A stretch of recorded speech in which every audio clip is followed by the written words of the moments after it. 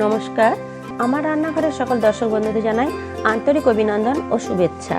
আপনাদের কাছে আমার একান্ত অনুরোধ, আপনারা আমার ভিডিওটা দেখুন। যদি আপনাদের ভালো লেগে থাকে তাহলে অবশ্যই একটা লাইক দেবেন, শেয়ার করে অপরকে দেখার সুযোগ করে দেবেন, আর পাশে থাকা বেল আইকনটি প্রেস করবেন। তাহলে আমার নতুন ভিডিও আপলোড করার সাথে সাথে তার নোটিফিকেশন আপনারা পেয়ে যাবেন। আর নিত্য নতুন রেসিপির আপডেট পাওয়ার জন্য অবশ্যই আমার চ্যানেলকে সাবস্ক্রাইব করবেন প্লিজ। চলুন তবে রান্নায় ফিরে আসি। আমি আপনাদের কাছে মাইক্রো ওভেনে খুব সহজভাবে 7 থেকে 8 মিনিটের মধ্যে বাটার পনির মশলা বানিয়ে দেখাবো। আর তার জন্য আমি এখানে প্রায় 300 গ্রাম পনির এরকম ছোট ছোট করে চৌকো করে কেটে নিয়েছি। এছাড়া আমি নিলাম 2টো পেঁয়াজ পেস্ট বানিয়ে নিয়েছি। এখানে 2 টেবিল চামচ টক দই, এখানে প্রায় 2 টেবিল চামচ ফ্রেশ ক্রিম, 2 টেবিল চামচ বাটার, 1 টেবিল চামচ জিরে গুঁড়ো, 1 টেবিল চামচ ধনে গুঁড়ো, 1 টেবিল চামচ চিনি, প্রয়োজন মতো নুন, 1 টেবিল চামচ আদা বাটা, 1 টেবিল চামচ রসুন বাটা। এখানে 1 টেবিল চামচ কিচেন কিং মশলা নিয়েছি, এর পরিবর্তে আপনারা গরম মশলাও ব্যবহার করতে পারেন। এখানে 1 টেবিল চামচ চাট মশলা, এখানে 1 টেবিল চামচ কাশ্মীরি লঙ্কা গুঁড়ো, আর এখানে প্রায় 2 টেবিল চামচ টমেটো সস। এই টমেটো সসের বদলে আপনারা টমেটো পিউরিও ব্যবহার করতে পারেন। এছাড়া নিলাম 5টা এলাচ ক্রাশ করে নিয়েছি, 1টা দারুচিনি, 5টা লবঙ্গ, 2টো তেজপাতা, 2টো কাঁচা লঙ্কা চিড়ে নিয়েছি, আর এখানে প্রায় 1 টেবিল চামচ আমি কাসুরি মেথি নিয়েছি।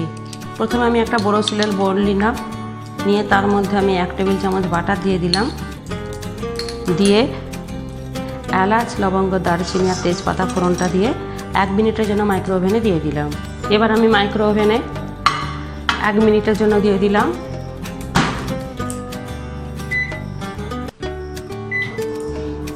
এক মিনিট পর আমি বের করে নিয়ে এসেছি বোলটা। দেখুন ফোড়নটা খুব সুন্দর ভাজা হয়ে গেছে। এবার আমি পেঁয়াজের পেস্টটা দিয়ে দিলাম। পেঁয়াজের পেস্টটা দিয়ে এবার আমি 2 মিনিটের জন্য মাইক্রো ওভেনে দিয়ে দিচ্ছি। এবার আমি পেঁয়াজটা 2 মিনিটের জন্য আবার দিয়ে দিলাম।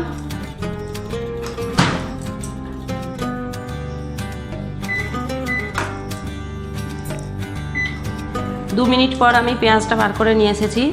দেখুন কত সুন্দর নরম হয়ে গেছে পেঁয়াজটা। এবার আমি এর মধ্যে দিয়ে দিলাম টক দই। একে একে সমস্ত মশলা আমি এর মধ্যে দিয়ে দিচ্ছি। প্রথমে জিরে গুঁড়ো দিয়ে দিলাম, এরপর ধনে গুঁড়ো, কাশ্মীরি লঙ্কা গুঁড়ো, আদা রসুন বাটা,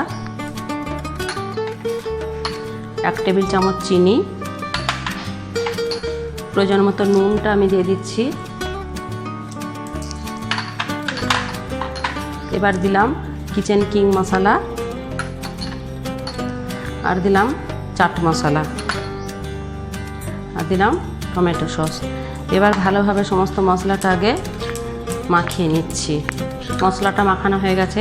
আমি এর সাথে 2 টেবিল চামচ জল অ্যাড করলাম, দিয়ে আমি মশলাটা এবার আমি 3 মিনিটের জন্য মাইক্রো ওভেনে দিয়ে দিচ্ছি। এবার আমি মশলাটা 3 মিনিটের জন্য আবার দিয়ে দিলাম।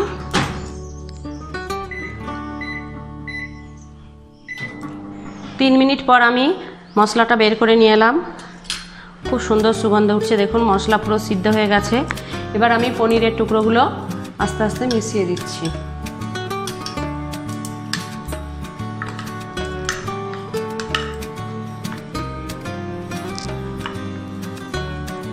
দিয়ে এর উপরে আমি আর 1 টেবিল চামচ বাটার দিয়ে দিলাম, আর কাঁচা লঙ্কা কুচিটা দিয়ে দিলাম, আর কাসুরি মেথি দিয়ে দিলাম। দিয়ে এবার আমি কভারটা দিয়ে মুখটা বন্ধ করে দিলাম, দিয়ে আরও 2 মিনিটের জন্য আমি মাইক্রোতে দিয়ে দিচ্ছি। এবার আমি 3 মিনিটের জন্য দিয়ে দিচ্ছি।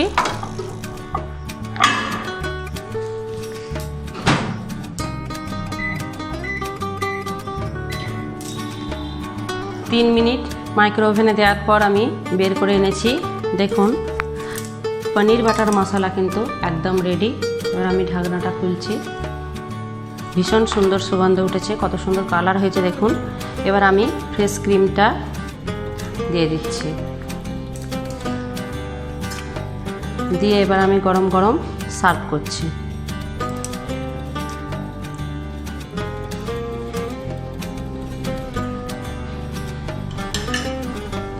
পনির বাটার মশলা কিন্তু একদম রেডি হয়ে গেছে। জাস্ট 7 থেকে 8 মিনিটের মধ্যে দেখলেন এই রেসিপি বানিয়ে ফেলা যায়। এবার আপনারা রুটি, লুচি, পোলাও, ফ্রায়েড রাইস, নান সব কিছুর সাথেই পরিবেশন করতে পারবেন। এরকম অন্যান্য রেসিপি পাওয়ার জন্য কিন্তু আপনারা অবশ্যই আমার চ্যানেলকে সাবস্ক্রাইব করবেন প্লিজ। আমার এই রেসিপি যদি আপনাদের ভালো লেগে থাকে তাহলে অবশ্যই আপনারা বাড়িতে বানাবেন। কেমন হলো লাইক বা কমেন্টসের মাধ্যমে আমাকে জানাবেন, শেয়ার করে অপরকে একটা সুযোগ করে দেবেন। আর এরকম অন্যান্য রেসিপি পাওয়ার জন্য আমার চ্যানেলকে কিন্তু অবশ্যই সাবস্ক্রাইব করবেন প্লিজ। আমি আসছি পরে আরও এরকম অন্যান্য রেসিপি।